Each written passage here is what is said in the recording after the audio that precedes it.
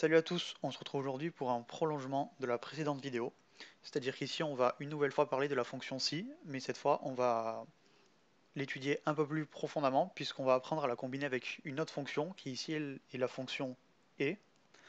Donc on se retrouve sur le même exemple, on a un tableau de commande avec des montants et on cherche toujours le prix de livraison. Cependant, on a cette fois une nouvelle condition qui est que si une commande est inférieure à 50 euros, le prix de livraison sera de 5 euros. Si le montant de la commande est compris entre 50 et 100 euros, le prix de la livraison sera de 2 euros.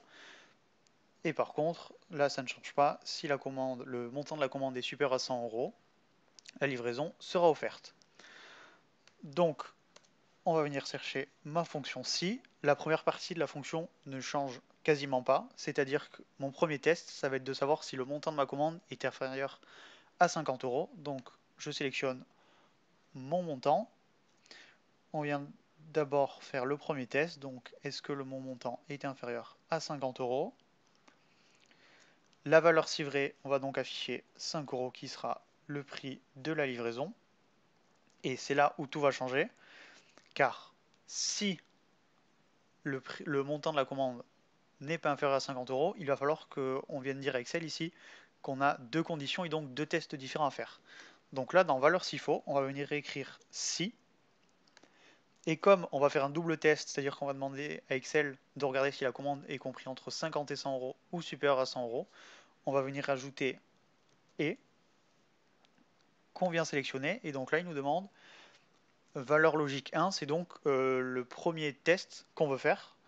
Donc le premier test qu'on veut faire, c'est est-ce que ma commande cette fois-ci est supérieure à 50 euros, point virgule. Et donc mon deuxième test, c'est est-ce que même si ma commande est supérieure à 50 euros, est-ce qu'elle sera inférieure à 100 euros. Je l'écris là. On a nos deux tests. Donc je ferme ma parenthèse. Et donc là, on va bien venir mettre un point virgule pour dire à Excel qu'on a fini nos deux tests logiques. Ma valeur civrée, donc, si mon montant est compris entre 50 et 100 euros, on voit dans notre tableau que le prix de livraison sera 2 euros. Donc on va afficher 2. Et donc, si c'est faux, c'est-à-dire qu'on aura déjà testé le fait que notre commande soit inférieure à 50 euros, ensuite le fait qu'elle soit compris entre 50 et 100 euros, et donc si tout cela est faux, ça voudra logiquement dire que le montant de notre commande est supérieur à 100 euros, et dans ce cas-là on va afficher 0, puisque la livraison sera offerte.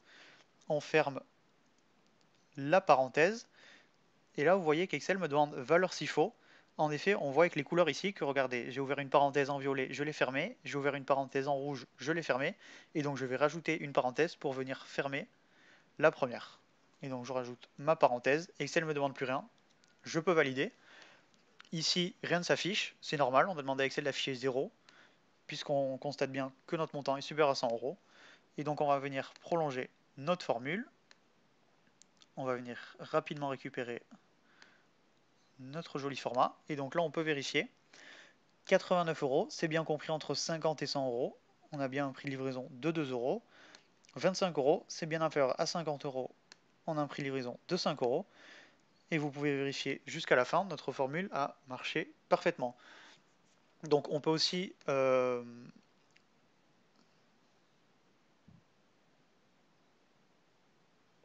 combiner notre fonction si avec d'autres fonctions, avec la fonction ou, avec la fonction oui, avec la fonction non. Et je vous le montrerai prochainement. Mais le plus simple, ça reste avec la fonction et. Et voici le meilleur exemple. C'est tout pour aujourd'hui, on se retrouve très bientôt pour de motifs astuces sur Excel.